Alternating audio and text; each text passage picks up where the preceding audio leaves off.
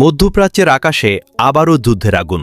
গভীর রাতে ইসরায়েলকে লক্ষ্য করে দফায় দফায় ক্ষেপণাস্ত্র ছুড়েছে ইরান। ১ ঘণ্টার ব্যবধানে অন্তত ৩ দফা হামলা হয়। সাইরেনে কেঁপে উঠেছে তেল আবিব, হাইফা, জেরুজালেম। শহর দূরে বাংকারে ছুটছে হাজারো মানুষ। রাস্তায় নেমেছে আতঙ্কের ছায়া। ইসরায়েলি গণমাধ্যম টাইমস অফ ইসরায়েল জানিয়েছে, গভীর রাতে নতুন করে মিসাইল নিক্ষেপ করে তেহরান। দক্ষিণাঞ্চল জুড়ে সতর্কতা সাইরেন বেজে ওঠে। বাসিন্দারা ছুটে যান আশ্রয় কেন্দ্রে। আকাশে ইন্টারসেপ্টর মিসাইলের ঝলকানি, বিস্ফোরণের শব্দ পুরোটাই যেন এক সিনেমা দৃশ্য। এদিকে ইরানের বিপ্লবী গার্ড বাহিনী দাবি করছে, পারস্য উপসাগরে অবস্থানরত মার্কিন রণতরী ইউএসএস অ্যাব্রাহাম লিঙ্কনকে লক্ষ্য করেও হামলা চালানো হয়। তবে একজন মার্কিন কর্মকর্তা আল জাজিরাকে জানিয়েছেন, রণতরী অক্ষত আছে, স্বাভাবিক কার্যক্রম চালিয়ে যাচ্ছে। কিন্তু তারাও কোনো দৃশ্যমান প্রমাণ প্রকাশ করতে পারেনি।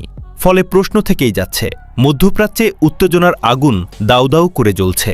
ইরানের সর্বোচ্চ নেতা আয়াতুল্লাহ খামেনির হত্যার প্রতিশোধ নেওয়ার ঘোষণা ঘিরেই এই সংঘাতের বিস্তার। তেহরান স্পষ্ট জানিয়েছে, শুধু ইসরায়েল নয়, মধ্যপ্রাচ্যে থাকা মার্কিন ঘাঁটিগুলো তাদের লক্ষ্যবস্তু।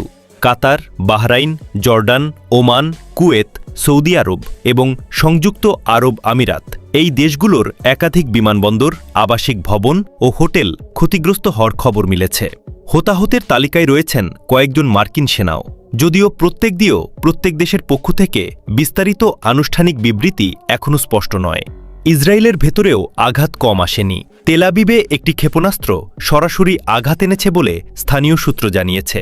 হাইফা ও জেরুজালেমেও বিস্ফোরণের খবর পাওয়া গেছে। ইসরায়েলি প্রতিরক্ষা বাহিনী আইডিএফ আকাশ প্রতিরক্ষা ব্যবস্থা সক্রিয় রাখলেও সব ক্ষেপণাস্ত্র প্রতিহত করা গেছে কিনা তা নিশ্চিত করা যায়নি। অন্যদিকে সীমান্তবর্তী একটি রেজিমেন্টের সদর দপ্তরে ইসরায়েলি হামলায় ৪০ জন ইরানি সেনা নিহত হয়েছেন বলে দাবি উঠেছে। সেই ঘটনার পরেই প্রতিশোধের আগুন যেন আরও তীব্র হয়ে ওঠে।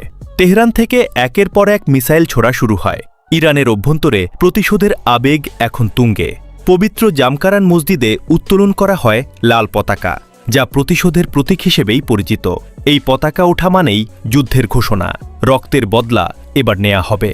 পারস্য উপসাগর জুড়ে সামরিক জোট, আঞ্চলিক ঘাঁটি, জ্বালানি সরবরাহ সবকিছু জড়িয়ে গেছে ইরান ইসরায়েল যুক্তরাষ্ট্র যুদ্ধে।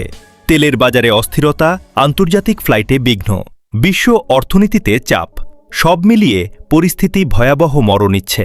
একদিকে ইসরায়েলি আকাশ প্রতিরক্ষা, অন্যদিকে ইরানের ব্যালিস্টিক ও ক্রুজ মিসাইল, দুই পক্ষই শক্তি প্রদর্শনে পিছু হটছে না। প্রতিটি বিস্ফোরণ যেন আরেকটি পাল্টা আঘাতের আভাস। রাতভর সাইরেন, আগুনের রেখা আর বিস্ফোরণের শব্দ।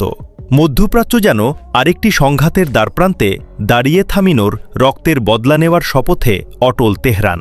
আর নিজেদের নিরাপত্তা নিশ্চিত করতে দৃঢ় তেলাবি এই আগুন কোথায় গিয়ে থামবে তা এখনও অনিশ্চিত।